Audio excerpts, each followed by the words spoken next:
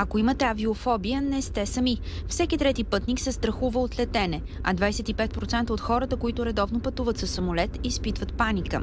В нашата практика сме имали клиенти, които са отказвали въпреки купен билет, въпреки това, че са се качили на борда вече. Авиопсихолози казват, че този страх е преодолим. На борда се разсейвате с книга, не пийте кофеинови напитки, които повишават тревожността ви. А като се качите на самолета, опитайте да се запознаете с екипажа. Като всеки нормален човек съм имал ситуации, в които летейки се е случвало нещо, което да предизвика страха ми. Рязка турбуленция. На финалната права можете да опитате да летите. Само вие и пилот. Когато напреднете в курса си на обучение, пилота дори може да ви предаде управлението на самолета. Умелите пилоти казват, че дори е по-опасно да пътувате с кола и като добрите шофьори те винаги искат да държат кормилото, дори когато пътуват с граждански полет.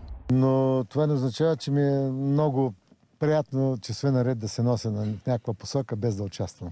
Без страх една мечта сбъдва и 26-годишната Нели Манова. Тя иска да стане пилот. Преживявала и рискови полети.